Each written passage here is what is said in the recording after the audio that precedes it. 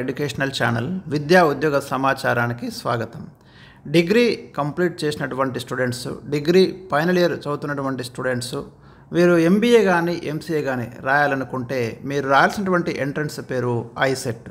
So దానికి సంబంధించి ఈరోజు పూర్తి డీటెయిల్స్ అయితే డిస్కస్ చేద్దాం. మరి ఐసెట్ సిలబస్ ఎట్లా ఉంటుంది, ఐసెట్ ద్వారా ఏ కోర్సులోకి మనం ప్రవేశించవచ్చు అనేవి అటు ఆంధ్రప్రదేశ్ కానివ్వండి, ఇటు తెలంగాణ రెండు రాష్ట్రాలను కూడా ఈ ఐసెట్ అనేది కండక్ట్ చేస్తున్నారు. ముఖ్యంగా ఎంబీఏ మరియు ఎంసీఏ చేయడానికి మీకు ఈ ఐసెట్ అనేది ఉపయోగపడుతుంది. ఇలాంటి లేటెస్ట్ అప్డేట్స్ కోసము, విద్యా ఉద్యోగ సమాచారం కోసం ఈ ఛానల్ని సబ్స్క్రైబ్ చేసుకోండి. మీకు ఎప్పటికప్పుడు అప్డేటెడ్ ఇన్ఫర్మేషన్ అయితే ఇవ్వడం జరుగుతుంది.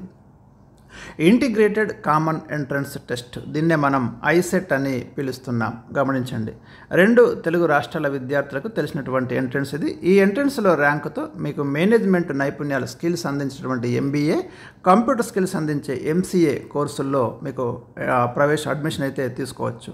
ఎంబీఏ కోర్సుతో మీకు కార్పొరేట్ రంగంలో, అటు ఎంసీఏతో సాఫ్ట్వేర్ రంగంలో మీరు ఒక మంచి అవకాశాలు అయితే సొంతం చేసుకోవడానికి అవకాశాలు ఉన్నాయి.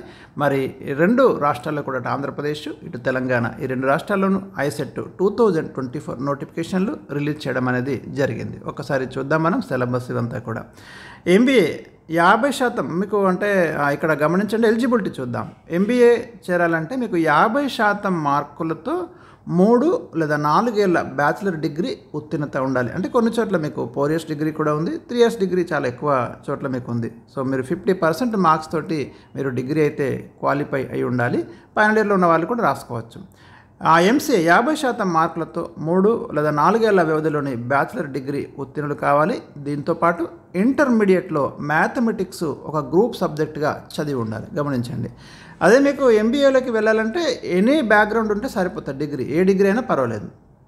కానీ ఇక్కడ ఎంసీఏలోకి వెళ్ళాలంటే మాత్రం ఇంటర్మీడియట్లో కంపల్సరీ మ్యాథమెటిక్స్ అనేది చదివి ఉండాలి. ఆయా కోర్సుల లాస్ట్ ఇయర్ విద్యార్థులు కూడా వీటికి అప్లై చేసుకోవచ్చు. ఇక రిజర్వేషన్ వర్గాలకు మాత్రము కనీస ఉత్తీర్ణత శాతం అనేది మీకు 45% ఉంది. గమనించండి, మిగతా వాళ్ళకి, ఓపెన్ వాళ్ళకైతే 50% మార్క్స్ అనేవి మీకు డిగ్రీలో అడుగుతున్నాడు. ఏపీ ఐసెట్ కనుక మీరు గమనిస్తే 200 మార్క్స్కి AP ICET, Andhra Pradesh ICET conduct చేస్తున్నారు.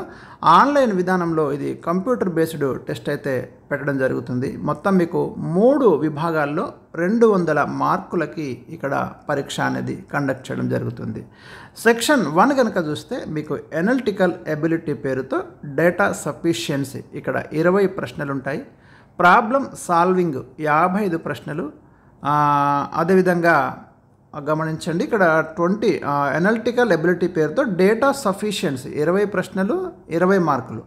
ప్రాబ్లమ్ సాల్వింగ్ 55 ప్రశ్నలు, 55 మార్కులు నుంచి మొత్తం మీకు ఇక్కడ 55 + 20 అంటే 75 మార్క్స్కి మీకు ఈ 2 ఏరియాస్ కవర్ చేస్తారు. ఇక సెక్షన్ బిలో కనుక చూస్తే కమ్యూనికేషన్ ఎబిలిటీ అని మొత్తం 70 మార్కులకైతే ఉంటుంది. ఇక్కడ ఇందులో వొకాబులరీ 15 ప్రశ్నలు, 15 మార్కులు. ఫంక్షనల్ గ్రామర్ 20 ప్రశ్నలు, 20 మార్కులు. బిజినెస్ అండ్ కంప్యూటర్ టర్మినాలజీ 15 ప్రశ్నలు. రీడింగ్ కాంప్రహెన్షన్ 20 ప్రశ్నలు అనే ఉపవిభాగాలు మీకు కనిపిస్తాయి. ఇక సెక్షన్ సిలో మ్యాథమెటికల్ ఎబిలిటీ మొత్తం 55 మార్కులకు దీన్ని కండక్ట్ చేస్తారు. ఇందులో అర్థమెటికల్ ఎబిలిటీ 35 ప్రశ్నలు. ఆల్జిబ్రా అండ్ జామెట్రికల్ ఎబిలిటీ 10 ప్రశ్నలు, 10 మార్కులకు. స్టాటిస్టికల్ ఎబిలిటీ 10 ప్రశ్నలు, 10 మార్కులకు కండక్ట్ చేయడం అనేది జరుగుతుంది. అదే తెలంగాణలో చూస్తే టీఎస్ ఐసెట్, ఇది కూడా ఆన్లైన్ విధానంలోనే కండక్ట్ చేస్తారు. ఇందులో కూడా 3 విభాగాలు ఉంటాయి, 200 మార్కులు ఉంటాయి. సెక్షన్ ఏలో అనలిటికల్ ఎబిలిటీ పేరుతో డేటా సఫిషియన్సీ 20 మార్కులు, 20 ప్రశ్నలు. ప్రాబ్లమ్ సాల్వింగ్ సేమ్ 55, మొత్తం 75 ప్రశ్నలకు సెక్షన్ ఏ ఉంటుంది. సెక్షన్ బి వచ్చేసరికి మీకు ఇక్కడ గమనించండి, సెక్షన్ బి మ్యాథమెటికల్ ఎబిలిటీలో అర్థమెటికల్ ఎబిలిటీ 35 ప్రశ్నలు, 35 మార్కులు. ఆల్జిబ్రా అండ్ జామెట్రికల్ ఎబిలిటీ 30 ప్రశ్నలు, 30 మార్కులకు. స్టాటిస్టికల్ ఎబిలిటీ 10 ప్రశ్నలు, 10 మార్కులకు అడుగుతారు. ఇలా మొత్తం 75 ప్రశ్నలు, 75 మార్కులకు ఈ సెక్షన్ బి అనేది ఉంటుంది. కమ్యూనికేషన్ ఎబిలిటీ విభాగాన్ని సెక్షన్ సిగా నిర్వహిస్తారు. దీంట్లో 50 మార్కులు ఉన్నాయి. ఇక ఐసెట్లో ఉత్తమ ర్యాంకు సాధించేందుకు అభ్యర్థులు విశ్లేషణాత్మక దృక్పథం, అన్వయ నైపుణ్యాలను అలవర్చుకోవాలి. పరీక్ష తీరు, సిలబస్ స్థాయిపై ఒక అవగాహన పొంది మరి విభాగాల వారీగా ప్రిపరేషన్ అనేది కొనసాగించాలి. ఒకసారి డేటా సఫిషియన్సీ, ప్రాబ్లమ్ సాల్వింగ్ అని చూస్తే ఇందులో ఒక డేటాను ఇచ్చి దాని ఆధారంగా మీకు క్వశ్చన్స్ ఇవ్వడం అనేది జరుగుతుంది. సమస్యను సాధించేవిగా స్టేట్మెంట్ ఆధారితంగా ఇక్కడ ప్రశ్నలు అయితే ఉంటాయి. బేసిక్ అర్థమెటిక్ అంటే మ్యాథమెటిక్స్ అంశాల్లో పట్టు సాధించేలాగా మీకు ఈ ఏరియా ఉంటుంది. అదేవిధంగా స్టేట్మెంట్ ఆధారిత ప్రశ్నలకు సమాధానం ఇవ్వాలంటే గణితంపై ప్రాథమిక అవగాహన అనేది కంపల్సరీ ఉండాలి. మీకు 10th క్లాస్ వరకు ఉన్నటువంటి బేసిక్ ఫార్ములాస్ అన్ని చూసుకోండి. ప్రాబ్లమ్ సాల్వింగ్ విభాగంలో రీజనింగ్ ఆధారిత ప్రశ్నలు అయితే వస్తాయి. అభ్యర్థులు coding, decoding, blood relation, directions, series, syllogism, seating అరేంజ్మెంట్లపై పట్టు సాధించాలి. ఇక కమ్యూనికేషన్ ఎబిలిటీ విషయానికి వస్తే వొకాబులరీ కోసం బేసిక్ ఇంగ్లీష్ గ్రామర్ నైపుణ్యాలు సొంతం చేసుకోవాలి. అదేవిధంగా ఎవ్రీడే మీరు ఒక 20 కొత్త పదాలు నేర్చుకోవడము, హిందూ పేపర్ లాంటి వాటిని చదవడము ప్రాక్టీస్ చేస్తే మీకు ఈ ఇంగ్లీష్ మీద పట్టు అనేది సంపాదించడం జరుగుతుంది. గ్రామర్ అంశాలు సినానిమ్స్ కానివ్వండి, యాంటానిమ్స్ కానివ్వండి, question tags, direct indirect speech, ఈ అంశాలను అయితే మీరు ప్రాక్టీస్ చేయాలి. ఇందుకోసం మీకు 6th to 10th క్లాస్ వరకు ఇంగ్లీష్ గ్రామర్ బుక్స్ చూడండి. బిజినెస్ అండ్ కంప్యూటర్ టెక్నాలజీలో వ్యాపార వాణిజ్య అంశాలు, తాజా పరిణామాలు, కంప్యూటర్ బేసిక్స్పై టెస్ట్ చేసేలాగా ప్రశ్నలు ఉంటాయి. వీటిలో మీరు కొన్ని బిజినెస్ టర్మినాలజీ, కొత్త వ్యాపార విధానాలు, ఆయా సంస్థలు వాటి యొక్క స్లోగన్స్, క్యాప్షన్స్ ఇక్కడ అడుగుతాడు. అంటే పలానా SBI నినాదం ఏందండి, లేకుంటే గూగుల్ యొక్క స్లోగన్, ఇట్లాంటి క్వశ్చన్స్ వస్తాయి. కంప్యూటర్ టెర్మినల్కి సంబంధించి basic office administration tools, computer హార్డ్వేర్కు సంబంధించిన ముఖ్య భాగాలు, వాటి పనితీరుకు సంబంధించి ప్రాథమిక నైపుణ్యం కలిసి వస్తుంది. ఇక రీడింగ్ కాంప్రహెన్షన్ విభాగంలో ప్యాసేజీల ఆధారంగా అడిగే 20 ప్రశ్నలకు సమాధానం ఇవ్వాలంటే ముందుగా అభ్యర్థులు ఒక అంశాన్ని, అందులోని కీలక పదాలను, సారాంశాన్ని గుర్తించే నేర్పైతే పెంచుకోవాలి.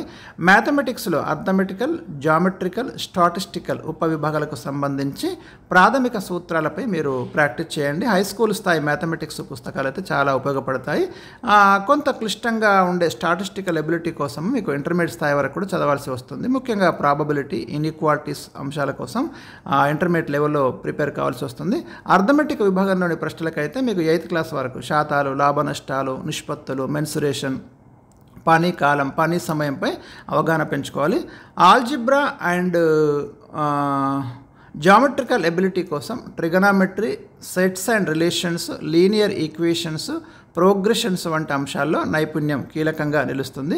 ఇక 2 తెలుగు రాష్ట్రాల్లోనూ అందుబాటులో ఉన్న MBA, MCA కళాశాలలు ఐసెట్లో ఉత్తీర్ణత సాధిస్తున్న వారి సంఖ్యను పరిగణలోకి తీసుకుంటే మరి దాదాపు అందరికీ సీట్లు లభించే అవకాశం అయితే ఉంటుంది.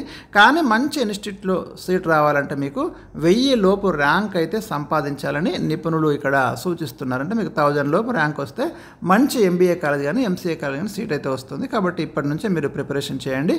ఇక ఆంధ్రప్రదేశ్ సంబంధించి ముఖ్యమైన డేట్స్ ఇక్కడ చూడండి. లాస్ట్ డేట్ వచ్చేసి ఏప్రిల్ 7 వరకే అప్లై చేసుకోవచ్చు ఏపీలో. ఆన్లైన్ అంటే ఎడిట్ ఏమైనా చేసుకోవాలనుకుంటే మీరు ఏప్రిల్ 28, 29 తేదీలో ఎడిట్ చేసుకోవచ్చు మీ యొక్క అప్లికేషన్ని. ఎగ్జామ్ వచ్చేసి మే 6, 7 తేదీలో ఉంది. ఇక TS ఐసెట్ తెలంగాణకు సంబంధించి మీకు ఐసెట్లో అప్లై చేసుకోవాలంటే లాస్ట్ డేట్ వచ్చేసి ఏప్రిల్ 30 వరకు ఇచ్చారు. డేట్స్ వచ్చేసి 2024 జూన్ 5, 6 తేదీల్లో మీకు డేట్స్ ఉన్నాయి. కంప్లీట్ డీటెయిల్స్ కోసం ఇక మీరు చూడాల్సిన వెబ్సైట్ అడ్రస్ ఇక్కడ ఉంది.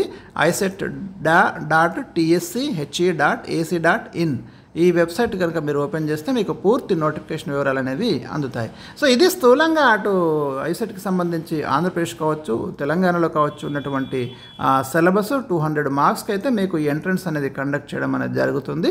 సో దీని ఆధారంగా మీకు అటు MBA కానివ్వండి, MCA కోర్సులో ప్రవేశం అయితే మరి లభిస్తుంది. సో ఇలాంటి లేటెస్ట్ వీడియోస్ మరి మీకు తప్పకుండా అందిస్తాను.